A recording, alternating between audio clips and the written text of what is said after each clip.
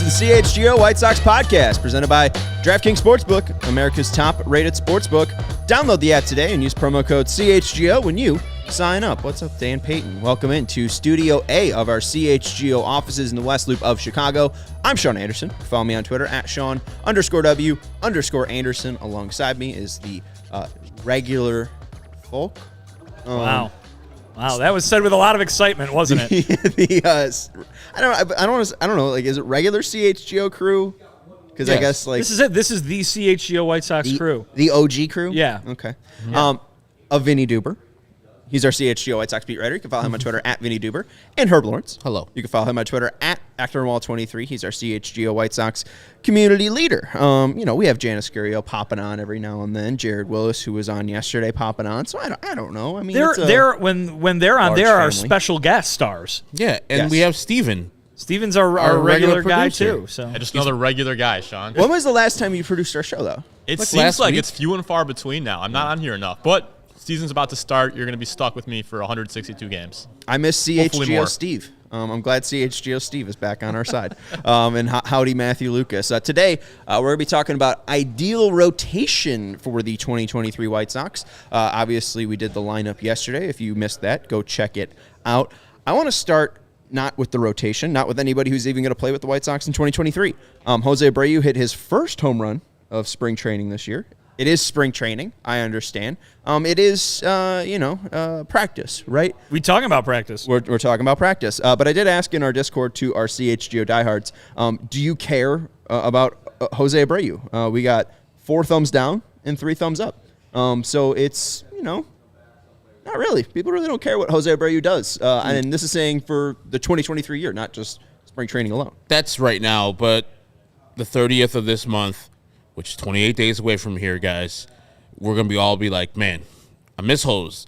We're going to see him on the other teams. Like, why is he on that other son of a bitch team? And after that series is over, maybe we'll forget about Jose Abreu and not check the stats. But those 4 days are going to be Jose Abreu filled. So those people who are thumbs down, I guarantee on that day, they'll be like, man, I really miss Jose Abreu because he did so much for this team. Not only, if you want him back on the White Sox, just the person, the player, you'll miss him on the 30th. Yeah, I have a feeling people were answering a different question there, Sean. I think people were probably saying, answering, do you care that he's gone, or, would you have wanted him back, that kind of thing. Of course you should care about Jose Abreu. Why wouldn't you care about Jose Abreu? He's one of the best players in team history. He was a role model for all the other teammates. You should care about him. Thumbs up or thumbs down, do you care about Abreu now that he is on Houston? Obviously, he's a legend, but will you seek out updates? So it's basically, will you seek out, I will, yeah. I think everybody, they're lying to themselves. They won't. I'm just curious. I mean, it's a White Sox podcast. He's a White Sox legend. Like, and all of this team, it has the Jose Abreu DNA all over it. So, I mean, yeah, he's an important person, but, White Sox fans, like, he's not a White Sox. So does it matter to you? I'm curious. You didn't say it, but people in spring training games, preseason games, all the time say it. Well, that's Jose Abreu's first home run with the Astros. No, the fuck it's not. These are practice games. Stop saying it. It's infuriating to me when people say that. It's like, it's not his first home run. It's not his first hit. It's a spring hit. None of this stuff counts. None of it matters. That is correct. We're talking about practice. We are talking about practice. But I do wonder, too, there's also, Alex brings it up, the Ewing theory. Are you guys aware of the Ewing theory? Patrick? Yeah, Patrick Ewing theory. I know him. I don't know that theory, though. Okay. The Monstars stole his talent. I know that. They did. Yeah. I would honestly say J.R. Ewing theory. I was thinking you were talking about the J.R. Ewing theory, that this whole thing is a dream. J.R. Ewing. Dallas, get up to speed on Dallas. Well, the only thing I know about Dallas is the Office bit where they play Dallas, the board game, and all I know is Kevin Malone steals money, and that's Dallas. That's baby. Dallas. So the Ewing theory is from Bill Simmons, and he said it was created in the mid-'90s by Dave Sorelli, who doesn't, whoever the fuck that is. A friend of mine who was convinced that all of Patrick Ewing's teams, both at Georgetown and New York, we can probably include the Monstars as well, inexplicably played better when Ewing was either injured or missed extended stretches because of foul trouble. The idea that now Jose Abreu is gone, maybe this team will be better. I advocated for him leaving all last year. I got my wish. I don't know if they're going to be better. I took the under on their win totals, so I don't think they're going to be better without Jose Abreu. technically they will be better than they were last year. It was a low bar to clear. 81 wins, this team easily should do. I get what they're saying, and maybe this team is more athletic. This team is more filled out correctly. People are playing their proper positions a little bit more than when Jose's on it. But this team with Jose Abreu is a better team. But moving forward, they might win the AL Central this year, while last year, while having him, didn't win the AL Central. If you're saying that, yeah, they'll be a better team this year, winning like 87 games. Two crucial elements needed to be in place for any situation to qualify Ewing status. One, a star athlete receives an inordinate amount of media attention and fan interest, and yet his team never wins anything substantial with him. White Sox have never won a playoff series. Two, the same athlete that leaves the team either by injury, trade, graduation, free agent, or retirement, and both the media and fans immediately write off the team for the following season. Are the White Sox being written off? I mean, we don't think that they're going to win the World Series. They're not being written off because Jose Abreu left. Right. If they are being written off by various folks, it's because they were not very good last year. I would tend to agree with Herb, and I might agree with you. You phrased it a little differently, so I'm not sure if you guys were on the same page there or not. I think the White Sox roster is worse today than it was at the end of last season. The roster, the healthy roster, assuming everybody's healthy, the roster itself is worse because Jose Abreu left, but I think all of those players will play better than they played last year, and the team will be better than it was last year. But I do not think it will be as good as it would have been had they kept Jose Abreu. And I think also they could maybe call that the Peyton Manning rule. Oh, no, yeah. I mean, there's a picture of Peyton Manning on there. Okay. It's like the T. Martin. Yeah. Yeah, no, he's even part in the championships he did win, he didn't play particularly well. There he is. He didn't play particularly well with the Colts when they won the championship, even though they gave the MVP to him because it was first. And he played like dog crap his last championship he won with the Denver Broncos. So, yeah. Well, these are all from it's an article from 2001. Okay. So Grantland, it's like a novel.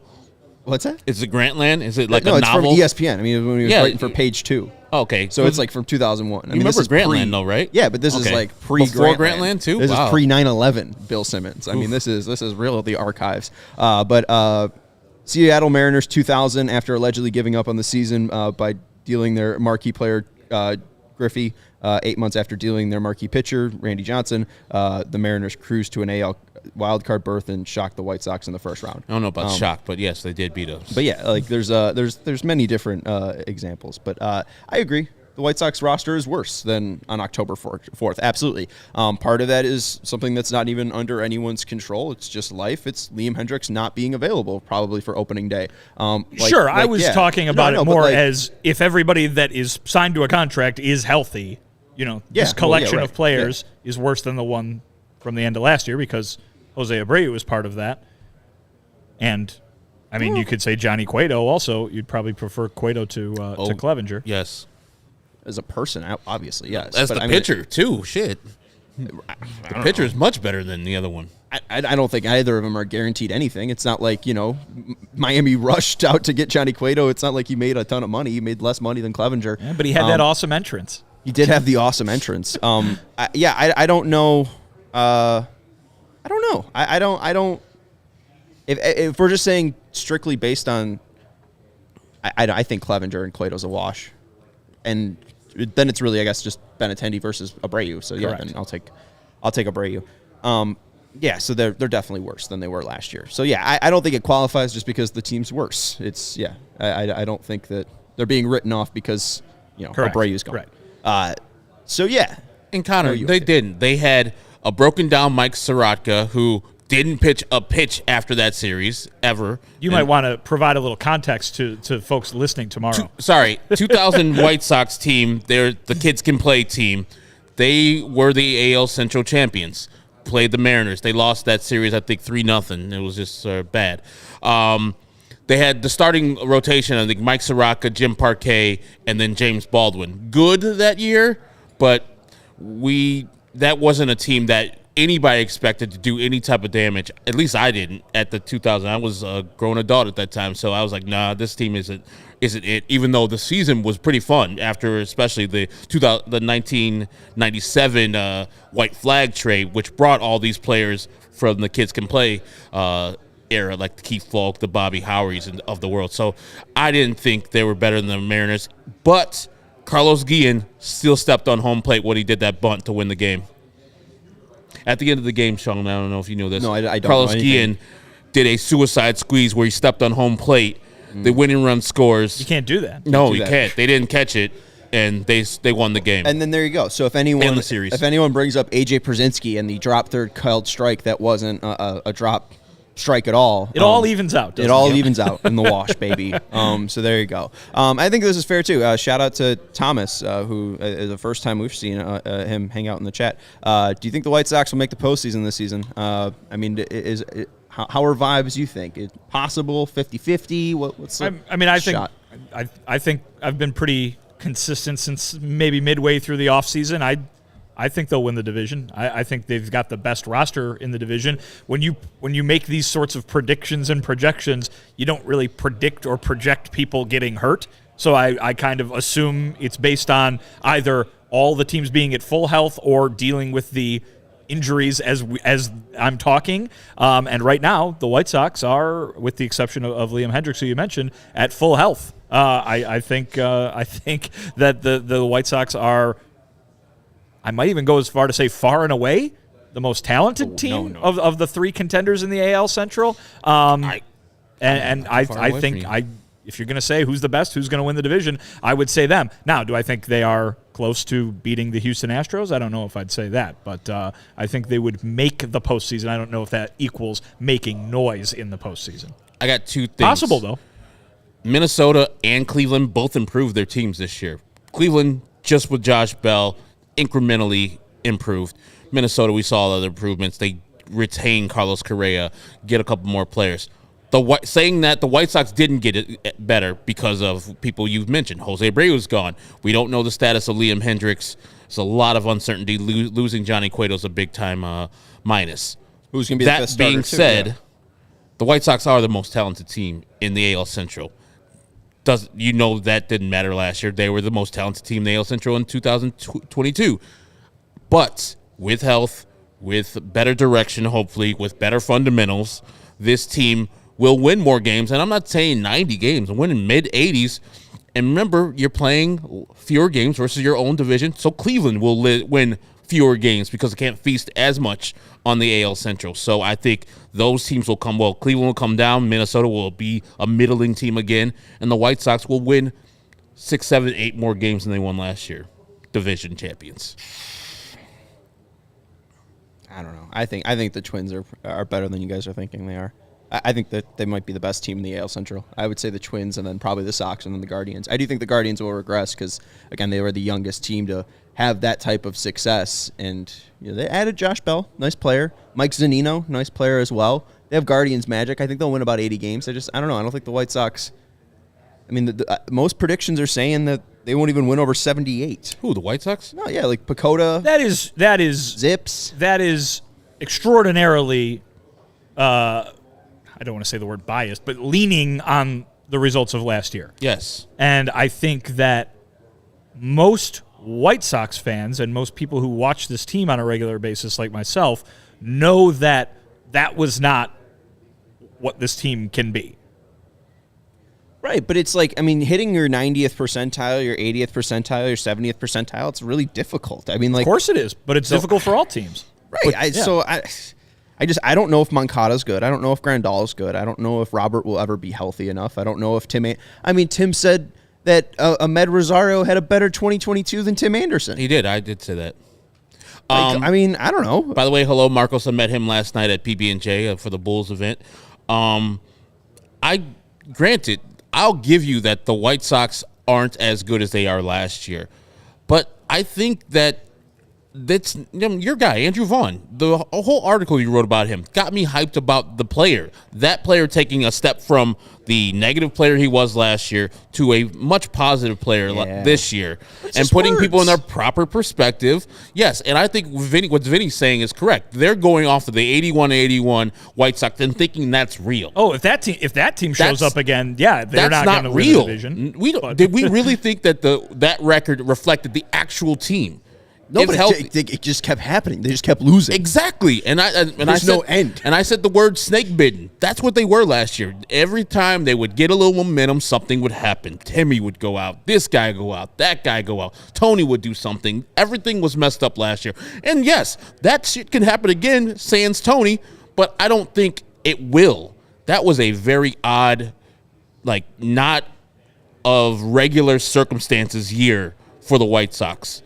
I think this year will be different. I mean, even if they get a couple injuries, which every team will, I don't think they'll be 81-81. I'll be better than that. I'll ask you, Sean, if you assume full health, which won't happen, but if you assume it, right, do you think Tim Anderson has a better year this year than he did last year? Well, yeah. Do you think Andrew Vaughn has a better year this year than he did last year? I hope. You think Luis Robert has a better year this year than he did last year? I look stupid if Vaughn doesn't. We picked him as an MVP. Do you think Grandal, you think Moncada have better years this year than they did last year? I mean, that's the whole team. I don't think Grandal and I don't think Moncada do. You think they're just bad? I mean, I think Grandal's hurt, and I think he's 34. I mean, could they be worse than they were last year, though? That's what I'm saying. They all had such bad years last year. I know. Injuries or not, they can't be worse than that. And we can. They can be, though. I don't think so. And they could just play less games. They could just suck. If they're that bad and play less games, then you're better off not having them on the field, whether they get injured. And then also, too, you're projecting an injury. You're predicting that these guys are going to get injured. That's weird. Yeah, but I also feel like it's, I don't know. I mean, it's what have you shown us? Because I think the Twins have a fine roster. I think their roster is good, but their biggest move this offseason was keeping a guy they already had, and they were worse than the White Sox last year. And to be fair, predicting injuries, obviously two different teams said that guy's medicals were ooh. So yeah, I mean, even Buxton, their second best player, is dealing with his own injury stuff. So I mean, yeah, it could be anybody. He's their best player. I'm just saying, it's tough to put eggs in that basket because I don't know how strong the weaving is. Oh, good baskets terminology. We're gonna have a preview show on the day before opening day, and we're all gonna pick them to win the division. Probably. Just because and if nothing happens in spring training, and if they have bad luck like all the rest of these teams in Major League Baseball are having right now with injuries, I think the White Sox are destined and prone for a good year. And I guarantee that weekend series in Houston, people are going to jump off the ship if they only win one of those games because they expect better. Or we can go back to 2021 and they could lose all four. Oh, man, that was terrible. They weren't even close. Except for the Carlos Rodon game. Maybe it'll be like 2021 where they win the first two and everyone gets super excited. And then the third game, it's it was a painfully close game. No, that was last. The fourth game. No, that was last year. Yeah, that's what I was saying. Oh, you said Evan they lose 23-5. Yeah. Could happen. And then they immediately so excited for baseball. I remember that happening. It was losing that badly to the Astros, and then they had to go to Cleveland the next day to make up a game. And we're like, they're going to lose that game. And then they smoked the hell out of the Cleveland Guardians that game, and we were like, we're back. 3 out of 5 versus the Cleveland Guardians and the Houston Astros. Well, and here we go. Poor Vinnie too. We just kept asking him, when is it going to stop? When is it going to stop, Vinny? When is it going to stop? And he's like, it's a long season. It might turn around. And then middle of the season, Vinny's like, this is the worst roller coaster ride in the history of the world. It just keeps on going straight. Just flat. Yeah, a little. It's not bump, a roller coaster. That's that's one of them down. kiddie. That's one of them kiddie trains that goes around the zoo. Yeah. It's yeah, never mind. Anyway, we're gonna take a break here. It's upsetting you. Wow, Sean's already frustrated. No, I'm not that frustrated. I was gonna go down a joke, and I didn't want to. We're all good. We're all good. Corey, we didn't say they're thinking they're going to be better. We've all agreed that they're a worse team, but they might have a better record than they had last year. That's two different things. Yeah, and your point, too, that it will be harder for the Central with a more balanced schedule, Corey. I think that it'd be interesting to watch that play out. It might be different because I know the Central has owned the AL Central, and that's helped their record over the past 4 years. But outside of the AL Central, it's a little bit difficult because you have less of a scouting report. A lot of bad teams out there, though. You know what I mean? You can say, they lost the series against the Tigers, but okay, they get to play the Pirates. You can say, no, they don't get to play the Royals quite as many times as they did before, but there are the There are the Rockies and the Diamondbacks, you know, so, yeah. But here's the entire AL East. Sure. Yeah, it goes both ways, obviously. I mean, but they already play the AL East already every year. Yes. They are not playing the AL East any less than they were before. Here's the NL East. There we go. There it is. Yes. Gotta let you know about I'm really good on that. Gotta let you know about DraftKings Sportsbook, America's top-rated sportsbook. They have a ton of fun promos, mainly the NBA No Sweat Same Game Parlays. You can place a three-leg parlay, or even more than 3 legs, up to $10, wager up to $10, and you can get $10 back in bonus bets if your bet does not hit. If your bet hits, you then get a little bit richer. Isn't that nice? We also got some MLB bets. Cody and I were talking on CHGO bets about Eloy Jimenez's home run total. That currently sits at 29.5 over-under right now, guys. That's high. Gotta be over. Over. I mean, he lost 25 pounds. He possibly lost 30 pounds. He's got to be over 30. I would say you'd probably have to suggest over, but the guy didn't get to 20 last year. So. That's true. No one did on the White Sox. No one did. No one got to 18. No. Just give me more than 120 games. He's going to hit over 30 home runs. Hopefully, fingers crossed. What he did his rookie year. But you can go look at that market on DraftKings Sportsbook. And also, if you download the app now and sign up with code CHGO, new customers can bet $5 and get $200 in bonus bets instantly only at DraftKings Sportsbook, an official sports betting partner of the NBA with code CHGO. Minimum age and eligibility restrictions apply. See show notes for details. Also got to know about Pins and Aces. Not going to be the best weekend to golf. Going to be about 7 inches of snow in Chicago, but I think it's going to be about 50 the next week. The next day. So there you go. Saturday, it's going to be 47. Jump out on the links on Saturday, and when you do, check out Pins and Aces. They're the official golf apparel partner of CHGO. Our guy Steven, we're so happy to have him back on CHGO White Sox. He's our golfer. And on Monday, it's going to be like 60. Oh, there you go. You hit the links on Mondays and get tons of compliments on and off the course with your Pins and Aces gear. They're a family-owned golf and apparel business, and they make amazing polos, hats, golf bags, and even our favorite beer sleeve. It's an innovative product that allows you to store 7 beers right inside your golf bag. Thankfully, our beer sponsor, Goose Island, you buy 2 of the 7 beer or the beer sleeves. They come in a 15 case. You can fit 7 in one, 7 in the other, 1 in the hand. There you go. Your 15 beers are taken care of and cold. So check out pinsandaces.com and use code CHGO to receive 15% off your first order and get free shipping. That's pinsandaces.com.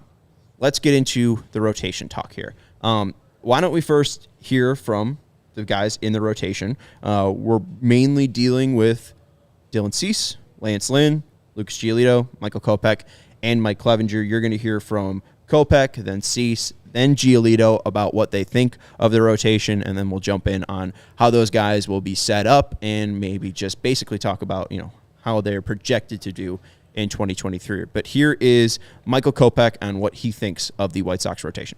I see a lot of motivation. How long for is this, myself Steven? Individually, I see, a bright future ahead for the season to come. I see, an opportunity for all of us to make each other better. I know it may not seem like Dylan and I have much to offer a guy like Lance, but I think nonetheless, Dylan having the success that he has kind of motivates all of us to, compete, friendly competition amongst ourselves and have a good 5th day every time we take the mound. I think we all know what each one of us is capable of. Those 3 guys that you named have all shown it. I'm still hoping to show it in the big leagues, but I think nonetheless that we all make each other better. Very exciting. It's a lot of fun to watch our bullpens in our lives. I think hopefully we want to bring some stability and some consistency to the team. We got some workhorses and some alpha dogs out there, so it's a lot of fun to watch. Yeah, I think the starting group's in a very good spot. Obviously, I'm in a position where I got a lot to prove coming off a down year last year, but Dylan Cease, I think, can take that next step and actually win the Cy Young this year. Had close second last year to Verlander. Lance Lynn, he's going to do his thing. Michael coming, a nice fully healthy Michael Kopech that's not dealing with the knee issue now that that's all rehab ready. I think that we're in a very, very good spot. My bad for being loud. Maybe jumping the gun before Steven muted my mic there. Yeah, just wondering how much time we had. Just another day at the office. Anyways, Vinnie, you chatted with all those gentlemen out in Arizona. It seems like the vibe is very confident, and why wouldn't you be? It seems like all of those guys outside of Kopech are accomplished. Yeah, I mean, listen, I think we spent last year talking about how much pitching was not the problem for this team, right? Whether that was in the bullpen or in the rotation, I think it especially applied to the rotation, and I think that's, we've yet to see what all these guys are going to look like in 2023. We'll have to wait till the games get going, but you could make the argument that the rotation is the strength of this team, and I think from what we saw with Dylan Cease, what we saw the last couple months from Lance Lynn, what we saw when healthy from Michael Kopech, and then what we've seen maybe not last year but in years prior from Lucas Giolito, this rotation has the ability to be one of the better ones in baseball, I think. And, we've been talking about that fifth spot as a quote-unquote mystery. I think right now it's set unless Major League Baseball notifies the White Sox otherwise. I think the White Sox have their 5 guys going into the season, and you can say what you want about the guy who's in that fifth spot, but I think those first 4, certainly the potential to be a dominant force really is there. Cease could start the season maybe as the favorite to win the AL Cy Young. Lance Lynn, I mean, he was a top 3 Cy Young finisher just 2 years ago. So you said on Tuesday or Monday, I mean, he might be primed for a big 2023. Yeah, I think Lance is going to have a great season. But yeah, this is a very, very good rotation, and I think that it could be the strength of this team.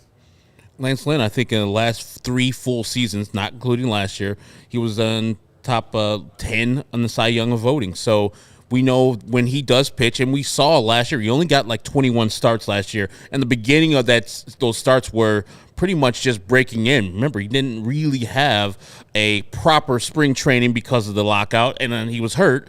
And then he had to come back in the middle of the year and pretty much rehab on the mound where he wasn't ready. He wasn't the guy that we usually see. And then he turned into Lance Lynn at the end of the year where we're like, okay, that's the guy. That's where we're excited to see that guy in the playoffs if we get there because his legs and arms are going to be fresh. This year, same thing. His legs and arms are going to be fresh, and he'll have the head start of the WBC pitching. Sans the results of today. Again, exhibition game. Doesn't matter what he did today. In the starts that Dylan Cease started last year, and he got the actual win, every one of them, every single one of those 10 starts, 1 run or 0 runs given up. Every one of them. And the 8 losses, there's a couple of those 0s and 1s in there. I mean, what was that, Bo Brisky who outdueled them? But mostly he got blown up on those. He got crushed on the ones that he got losses. And then in the Arizona one, it was 2-1-2. He got beaten by 2 solo shots. Yeah, and by your guy Stone Garrett. Gossard. Stone Garrett. Gossard. You're doing the Pearl Jam guy. Oh, I'm doing the actual guy. You thought I was doing the opposite. Yeah. It's almost like I was doing it on purpose. What a jerk. But in the 10 starts where he got no decisions, he was filthy. So now it's the next step. How can I stop and prevent the blow-up games? Because the 18 starts where he didn't blow up, the team was positioned to win, and he was filthy on those starts. And I see Michael Kopech and all the rest of the people on this rotation feed off of each other. They look to each other. It's like, okay, that guy just went out, pitched 7 scoreless innings.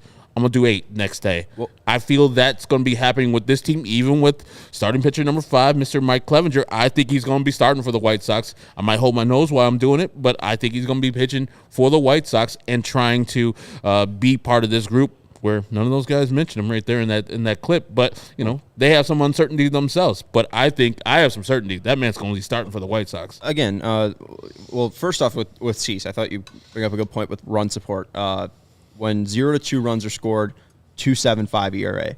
When 3 to 5 runs are scored, 2.57 ERA. When 6+ runs are scored, 1.34 ERA in 2022. So he's better when the more runs were scored. And then also you look at the offense. By the offense. By his offense. Yeah, whenever he gets more runs, the ERA went down. But even then you see at the win-loss record, 0 to 2 runs scored, 1-3. And that's still with a 2.75 ERA. 3 and 5 runs to score, 8 and 4. 6+ runs scored, 5 and 1. Obviously, you score more runs; these are just to win games. But Dylan Cease is just so electric and consistent. With Clevinger, Pedro Grifol had a comment today. This is from Daryl Van Schouwen from the Sun-Times. I'm not sure if anyone else had it, but Grifol on Clevinger, whenever MLB makes its decision, it is made. But right now, he's in a good spot. He threw the ball really good yesterday. He works his ass off. He's great at pitching, fielding practices, and he's diligent with his work. I'm really happy what I'm seeing here with him so far. So again, and Pedro said, we're going under the assumption that he is going to be our fifth starter.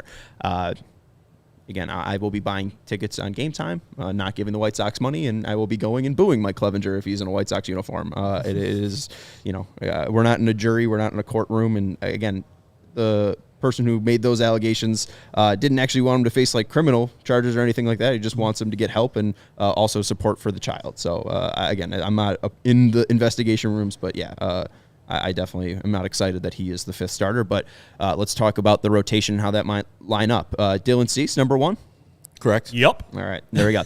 Number two, it seems like Lance Lynn, especially with how you feel like he's going to fare in 2023. Yeah, I think it's important to make a couple points here in this discussion.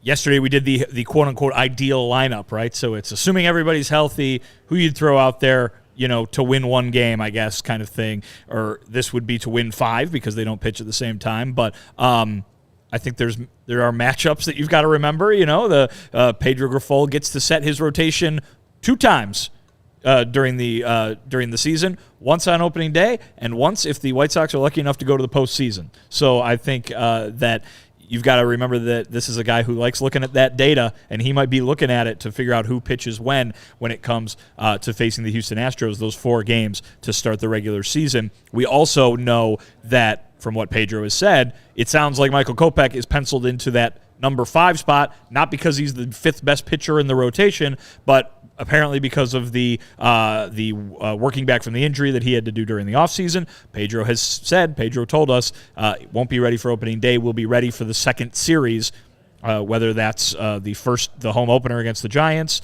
or one of the 2 subsequent games. He didn't get that specific, but this is not necessarily what we're talking about in terms of predicting who's going to pitch the first 5 games of the season for the White Sox. It's just how would you stack them up 1 through 5.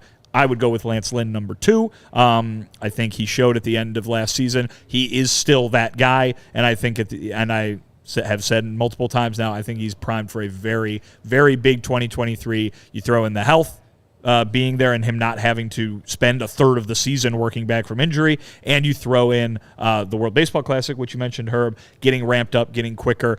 Pedro says it's going to benefit guys like Yoan Moncada and Luis Robert Jr. Why wouldn't it benefit Lance Lynn as well, who might already be humming, already in, let's call it, mid-April form by the time early April rolls around?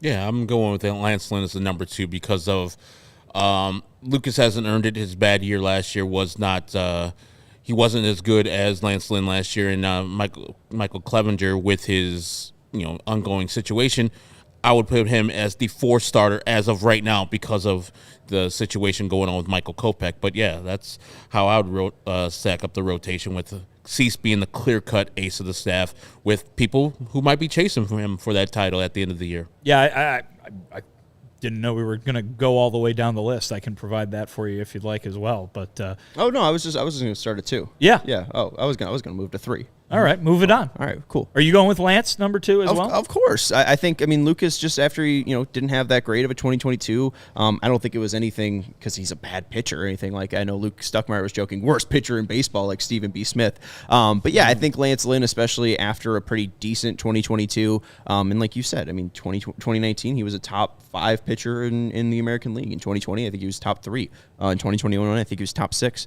He was very, very consistent, and I don't think there was anything wrong with Lance Lynn, especially late in the season. And World Baseball Classic, you said it, he seems in shape already. So I think he's ready to go. And with that new curveball, hopefully he'll be able to take down the Astros. I know he hasn't had the best of luck, but I think that's the last guy that wants to have another bad outing against the team. He knows that Houston has his number, and I don't think he wants them to have that upper hand again. Well, and here's the thing. You can point out those splits, obviously, and they are what they are. The numbers are what they are. But, You think Lance Lynn's scared of the Astros? No. Because I don't. Yeah. You know what I mean? Like, he doesn't seem to be a guy who's going to back down from any challenge. You can talk about the numbers and stuff like that. Up here, I don't think it matters what those numbers are for Lance Lynn. I think he's going to go after every team the exact same way, and certainly he's going to respond to a challenge. He seems like a guy who can get a little agitated if someone tells him he can't do something. So his numbers are maybe not good against the Astros because the Astros are typically quite good.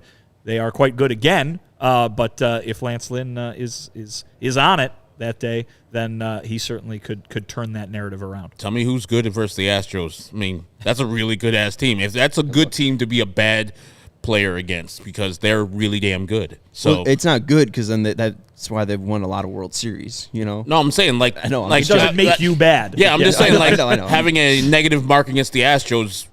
Ask any pitcher. Get in like, line. yeah, exactly. We're here too. Like, Carlos Rodon is one that I can say that he didn't have a bad mark against the Astros until he got in the playoffs, and the Astros like, all right, that's enough. So let's see. Versus Houston, we'll see who has the lowest ERA. While you look that up, do you guys think that Lance Lynn being in the WBC helps or hurts his season, especially at the outset of it? Helps. Yeah, I think you get into a rhythm. I think you get into a rhythm way quicker. We saw what happened last year when he didn't have a regular spring training. It took him a long time to get back to being who he was on a regular basis. I think this just gets you warm quicker, so to speak, for the opening season. Now, obviously, could add some innings too, right? Mm-hmm. Maybe we get to July, August, September, and they're like, why don't we skip this one? That's Lance? my only You know what I concern mean? right there. Why don't we skip this one to keep you a little fresh? But he's Mr. Come get the ball. You can't come get the ball from me. You're going to have to rip it out of my hands. So I don't think that I think from a him standpoint, very specifically, it definitely helps. Yeah. Agreed. I do think it helps. I think there's nothing really I can add on. I mean, I don't think. No. It's just it's right now that he's 3 innings pitched, 4 earned runs against the Rockies in spring training. That doesn't I'm not too worried. It's just about getting work in. Yeah. But there are 4 pitchers since 2017 who've made 5 starts against the Astros with an ERA lower than 3. You guys want to name them? Say that again. 4 pitchers. 4 pitchers. Yeah. With an ERA under 3 versus the Astros who have made at least 5 starts. Ooh. Garrett Cole was on the Astros. I don't know if he faced them, and I would say Garrett Cole. He's not good. I got a guess. Chris Bassett. No. Ooh, I thought that was going to be a good I one. like you bringing up Chris Yeah. Bassett, though. Would Carlos Rodon make it on that list? I don't know if he pitched enough. Ooh, here's one for you. Lucas Giolito. No. Ooh. Lucas with a 6.21 No, ERA. that's not very good exactly. at all. How about He did Shohei? start against in the 23-5 one. Shohei Ohtani? No. That's a good guess. I mean, are any of these Ohtani- pitchers that we know? Yeah. Sean Manaea. Ohtani 347. Manaea. No, he's just bad. I don't know where he is though. Cease. No. We're guessing AL West pitchers and members of the White Sox. Garrett Richards, James there's Paxton, there's an AL West pitcher. Corey Kluber, Kyle Gibson. Okay. Yeah, these AL are- West guys. Yeah. Yeah. Hey, real quick before we hit the ad break, I'll address Sean in the comments. He said, I think you were very one-sided on the topic, and you should keep bias out of the way, especially during a podcast. All love. I don't know what during a podcast means. It is a White Sox topic. And That's exactly when you should be my thoughts. giving your bias on a podcast. It's not serious. Again, like This is a podcast. Come on now. I don't think that the girl's going to be found of fraud. That's not really a thing right now. It's not even a criminal investigation. It seems like it's also not a random woman. This is someone that he had a child with. I don't think this is just bullshit thrown on a page. It just might not be enough for the MLB to suspend him for games. You can have your own opinion. I don't care if you have your own opinion. I don't care if your opinion differs from me. My opinion is my opinion. I don't. If yours differs, that's fine. You can have your own, thoughts. Eric Michael said he's going to boo him on opening day. Yeah, probably. I don't like that he's on the White Sox. I think it's really stupid that they signed him. They've kept him around, and they might have their hands tied in this entire situation. Like we knew, like we've brought to the podcast the first day, we said that they didn't know. That we went to MLB agents, talked to them, and it's in line with what Rick Hahn said, that they didn't know or likely didn't know when he was signed. So do I think the White Sox went out and signed a bad person on purpose? No, I think they have their hands tied. I think it's a difficult calculated situation. risk. And at the end of the day, I hope the woman is taken care of. I hope the child is taken care of. And I hope Mike, if he does have all the things that, if he does have, a drug abuse problem, I hope he gets help. Like, I don't want this situation to get worse. I would like it to get helped. And if it gets helped, great. Maybe I am taking it a little bit too far by saying I'm booing him on opening day. We're about 29 days away. Maybe I'll feel a little bit different. But right now, it's not a good situation, and I don't like it. And I'm going to say that on my podcast. And if you feel differently, feel free to. Speaking of Chris Bassett, DraftKings pick of the week. Boom. 70-1 to win AL Cy Young. I think that's pretty good value. Michael Kopech's at 50-1. I think he's going to have a pretty good season. We'll get into that after the ad break here. But Chris Bassett, 70-1. I just think that's pretty damn good. Pitching in the AL East, going up against the Yankees, the Red Sox, the Rays. There's going to be a lot of focus on those games, especially in a very tightly contested AL East, and he might be the best pitcher on that Blue Jays staff. So There's two guys I think are better. I'll go with Chris Bassett. I think that Manoah is very good. Kevin Gausman's very good, but Bassett's got a very deep golf bag to pull out of. Blue Jays going to win the AL East this year. Oh, look at you. How you feel about the Blue Jays? I feel really good. I mean, our preview show's not here, but I'm going to probably pick another Blue Jay to win the MVP. Vladito. So I'm high on the Blue Jays too. They have a deep rotation, great starting 9, and they just traded Teoscar Hernandez like, get off our team. They're still good. I wish you could just trade a good outfielder and still maintain your status in a really tough division.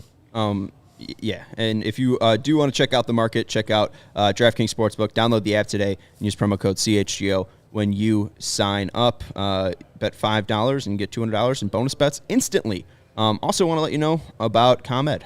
ComEd is powering your neighborhood. The ComEd Energy Efficiency Program is committed to helping families and businesses in the communities we serve manage energy usage and lower energy bills. Now into the future, ComEd offers a wide array of incentives on lighting and other efficiency upgrades to commercial, industrial, and public sector customers of all sizes across our territory. Customers can inquire about how to upgrade outdated lighting to energy and money-saving efficient LED lights, learn more about network lighting to operate your lights through your mobile device, and track your facility's energy usage and more. Incentives have recently increased for indoor-outdoor lighting and network lighting controls, making these projects even more cost-effective than before. So visit ComEd.com/poweringbiz. That's ComEd.com/poweringbiz. Now to start saving money and energy, and to start a project, contact us at 1-855-433-2700. For more information, email businessee@comed.com. Also let you know about RotoWire. If you are looking to gets an edge on your fantasy baseball draft or on your fantasy baseball league. It is baseball season. Get the latest fantasy baseball news from RotoWire,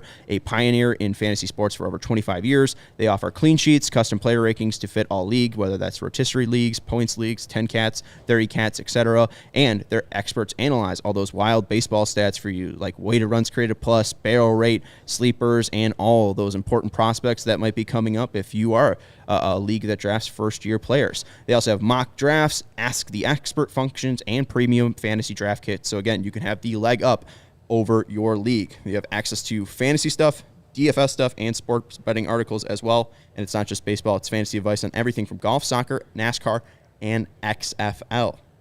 For a limited time, RotoWire is offering a free 2-day trial for our listeners. Just go to rotowire.com/CHGO to register. No commitments. They are so confident that you'll like the product and want to invest in a subscription plan that they don't even ask for a credit card up front. So take a peek behind the paywall, and when your trial is done, you could decide if a RotoWire package is right for you. Again, that's rotowire.com/CHGO. Let's get into third, Giolito. What do we make of Lucas? I mean, is it going to be a year like 2021, 2020, and 2019, or is it going to be more like 2022 and 2018? I think Giolito is poised for a bounce-back year. Maybe not the top of where he's been in his career, but somewhere in between where he was last year and where he was at 2021, where people said that he was not good because of the early struggles he had, but he came back and had a pretty solid year in 2021. Remember, it's a walk year, so he needs to post. He needs to actually show rest of Major League Baseball that he can pitch and pitch like he did back in the day. I don't know if he's regained his velocity or his upper 90s. I don't know if the changeup's still the thing, but all the pitchers, all their staff are talking about, man, I learned this from Lucas. When I need to go and get a changeup, I asked to talk to him. Cease said that. We've heard that from Michael Kopech. So maybe his changeup's back into rare form. So I'm expecting him to be a middle of the rotation pitcher, which is not where I expect him, a couple of years ago, but he's coming back from a long slog, and he had a lot of injuries last year where that caused him miles per hour. Now, if he can get back to the mid 90s fastball and pair that with a high changeup, sky's the limit for the cat, and the slider's coming around. Yeah, when I think of Lucas Giolito, I usually have talked about it. I spent a lot of last year talking about it, the things that he has done in the past, the things that he has showed in the past, that he can be that guy that can take over a game, that he can dominate opposing lineups. I think he still has that in him, and I think you can look at last year. You can't quite yet say until you get some results in 2023 exactly, was that a fluke or was that a sign of more things to come? But I think when you start stacking up the things that went against Lucas last year or the things that he had to work against last year, it's things that he's not dealing with right now, right? I mean, it is a weight gain in a year where the White Sox were not able to talk to him and interact with him and tell him what he should be doing, right? A very strange situation with the lockout. He currently does not have any injuries. Last year, the oblique. Last year, the COVID. I mean, really early in the season, threw him off for the whole rest of the year. Now, he was working with Ethan Katz all year last year. You would like to think that those two working together, maybe they could have figured out a way to get him back on the horse last year. But hey, at least now he's got a full, clean. You always talk about wanting to give a reliever a clean inning, right? Now you're giving Lucas a clean season to start with no health issues, back to, as he put it, a weight that he was when he was having a lot of success. So if he's feeling physically like he did when he was at his best, maybe he can be at his best again. I would like to believe in the power of an offseason working with Ethan Katz, the guy who resurrected his career the first time around. Why would you bet against him being able to do it again? It's a large year. It's a big year. Year begins with a C. Contract year. UFA as well. Do not underestimate the power of the contract year. No, and we know that man is professional. He likes his money. Yeah. He's he likes to get compensated, and that was always back to when his professional career started. Yeah, he's not going to take a dime less than he thinks he deserves. Mm-hmm. So and he shouldn't. So he should be having the performance this year that matches the money that he thinks he deserves. Yeah, and hey, if that is, he puts that out, he'd probably be in Carlos Rodon territory of 170, 150. It is a huge year for him because if he has 350 or below and he finds that slider, we already know that the fastball and changeup can be deadly when he's healthy. If he's touching 95, has a slider, has those three pitches, he's absolutely getting 150. And wasn't he in this offseason working on the curveball too? I mean, I know he spliced it in there a little bit last year, but he would shelf it really quickly. From what I know, is just that was a feel pitch for him, and usually that helped him set up other pitches. But it's a bad pitch. So I don't know. I wouldn't work on the curveball because it's not good. Sliders are most important. Sliders have obviously been the most dominant pitch last year in 2022. I think that's the most important thing for him, especially because what we know about breaking balls is when they're over 85 miles per hour, that's when you start getting those great results. If it's a breaking ball under 84, it's kind of worthless. It's not really to your advantage. So I don't really think Lucas's curveball is anything to write home about. So focus on those three. I think he's in a better spot there. But I think just with his potential to reach 2021 level or 2020 level, he'll be our three pitcher. Then we'll go to Kopech. I thought you shared this in the Discord. The White Sox mic'd up bullpen session of Michael Kopech's fourth bullpen, and Yasmani Grandal and Ethan Katz just raving about Kopech. It was like I've never seen people gush so much for. It looked phenomenal. Like, I don't know how it is to catch a changeup that is devastating. It looked like those guys were like, man, you are on your game in the fourth bullpen you've thrown in this offseason. It's just amazing. And so him, Yasmani Grandal and Ethan Katz are just, in sync right now. And you did a couple analysis with a video where you said that Yasmani caught that game. It was really Sebi, right, on the August 1st game, where he was throwing more curveballs and more changeups and such like that. It was just curveballs. So Yasmani said, remember that day that we started throwing that curve, and then I started looking at all the games Michael threw a curve when Yasmani caught, and I thought it was August 1st where he threw 15, but Sebi ended up catching the game. So I have no idea what even game Yasmani is referring to. Well, just because Yasmani didn't catch him doesn't mean Yasmani didn't know about it. Which is I think what I tweeted today about that video was, hey, get excited about Kopech because the guys who know what they're talking about are loving what they're seeing. Geeked. But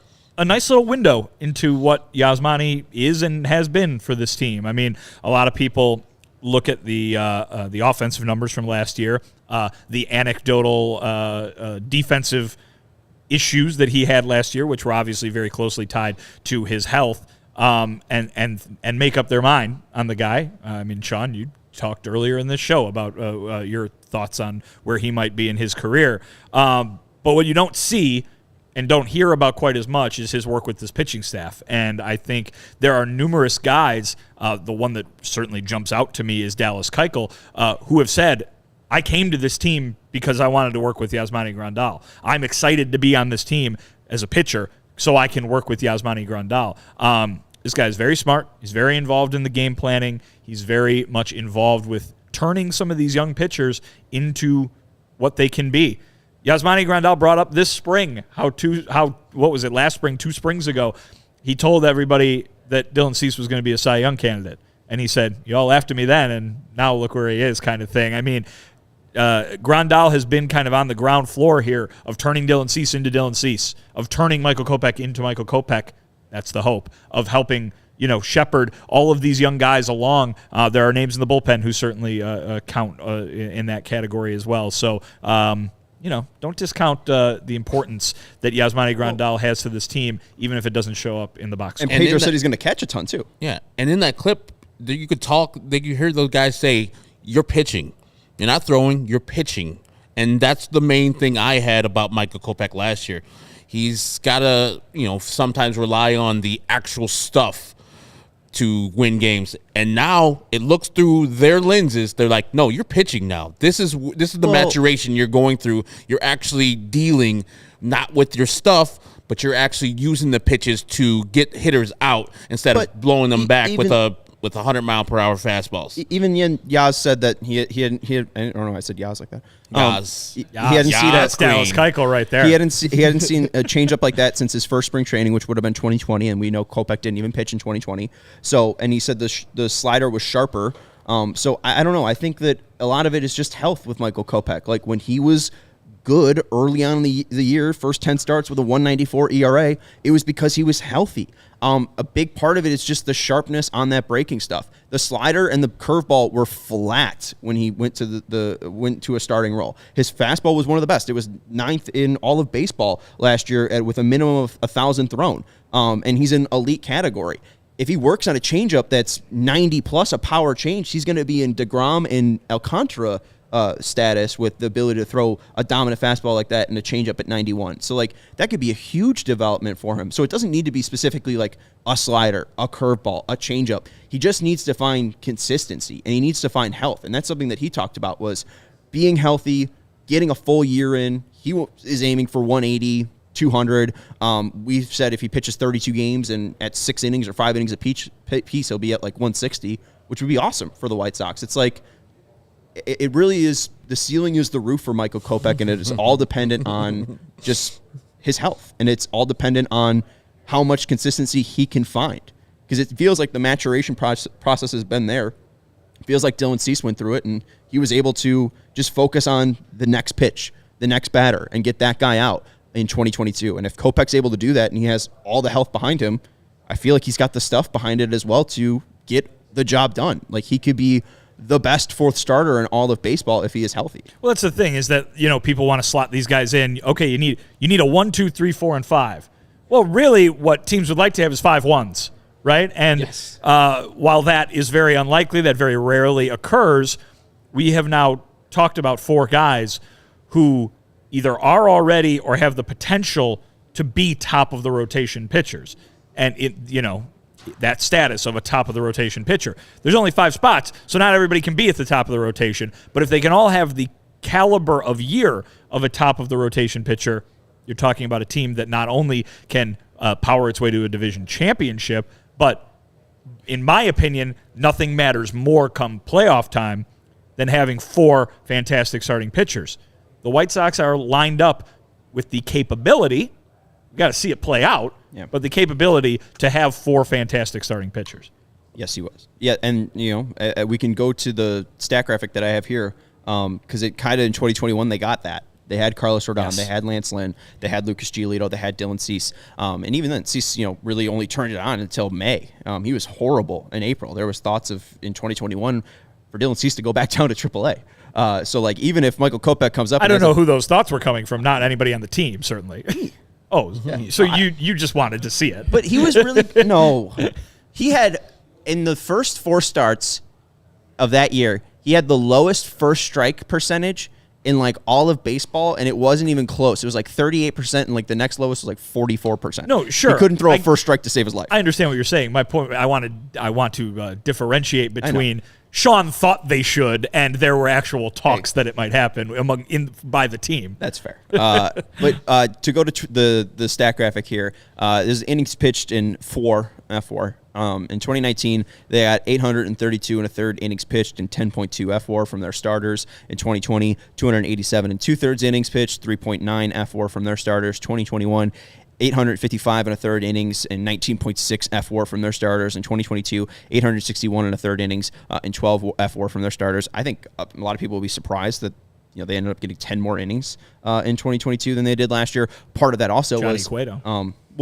And I think Johnny Cueto, but they also just like were kind of doesn't make any sense. Felt like they were ending games sooner in 2021. There was just less innings to pitch. You know what I'm saying? Does that make any sense? No, not really. No, I was about to say, it was coming out of my mouth. I kind of know what you mean. Like they had more wins in 2021, so they can go to the bullpen earlier. They were kind of like stable. They had to go with the starters more in 2022, and Johnny Cueto helped that a big time because he would pitch 7, 8, 9 innings from time to time when he was out there. So I understand that games are hotly contested in 2022 and 2021. They're a little bit more blowouts, so you wouldn't want to have your starter out there for 7 innings because it didn't matter. And 2, the quality was obviously a lot better in 2021. You maybe not want the quantity per se, you just want the quality. But I don't think the White Sox would be against quality or quantity. I'll take them both. Yeah, it'd be nice. The 5th guy in the rotation then is Mike Clevinger. I just real quick, I do want to get to Sean's comment. And again, it's like the Patrick Kane thing. Chicago might have forgiven him, but like I said this before on the podcast that there's a lot about that whole case that just made me uncomfortable to be a Hawks fan, and that was my end of a Blackhawks fandom. So I'm not all of Chicago. My opinion's going to differ. Sorry if yours differs from that. I don't know if Mike Clevinger is my favorite White Sox ever. I'll tell you that much. There's a lot of people who hate Yuri Garcia for just being on the team. Well, Mike Clevinger, I don't know if he's the best person around. So I'm not really thrilled that he's the 5th starter, but it seems pretty clear that if he is not going to be stopped from playing by the MLB, if he's going to be able to participate in spring training and further on, and the MLB finds nothing with this investigation, it seems like he's their 5th starter. For a 5th starter, if we're going to talk about this, he was mid last year for the San Diego Padres. Mid 4 ERA. He says just coming off of Tommy John, his 2nd Tommy John, just working through some things. In the playoffs, got roasted by the Mets. I didn't like the signing before all this stuff came out. But for a 5th starter, Mike Clevinger is fine. It's nothing special. I think that the White Sox believe they can recapture Cleveland Indians Mike Clevinger when he was at the top of the rotation doing work in 2018, 19, etc. I think the guy's a knucklehead. I don't like, as a fan, rooting for somebody I might think is a bad person. Blame me or not, I don't care, because I don't want to have to look at this guy and say, is he on my favorite team? Oh, did he or did not do this? I don't want to do that. Just give me a person with a clean record, Bring Johnny Cueto back. Should have brought Johnny Cueto back, even though I didn't want him back because I thought repeating the performance from last year would be a hard task this year.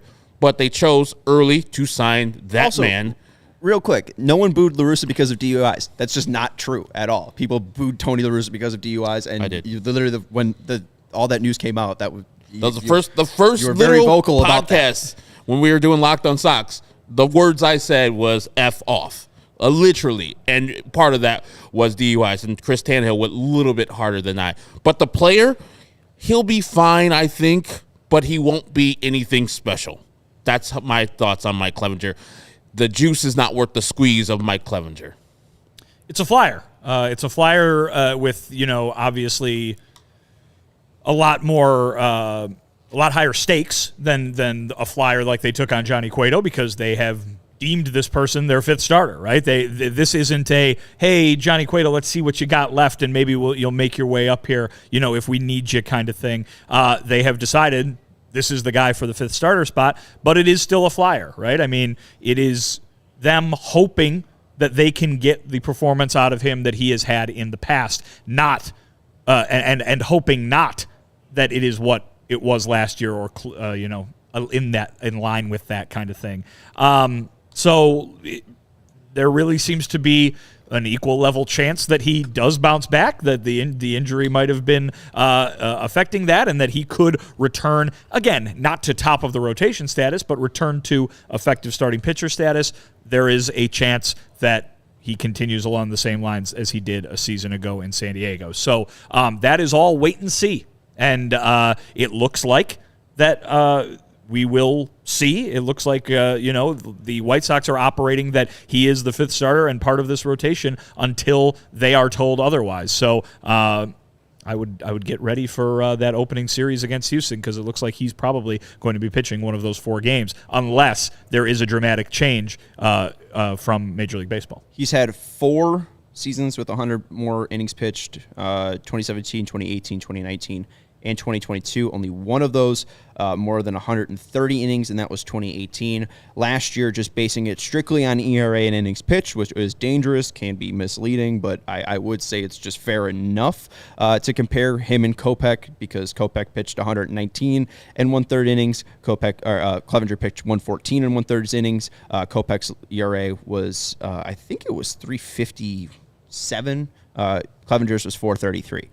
So just Michael Kopech last year, same amount of quality, was worse. So I think it's fair just to put Clevinger at the 5 spot just because there's not a lot of proven qualityness to a proven commodity to Mike Clevinger.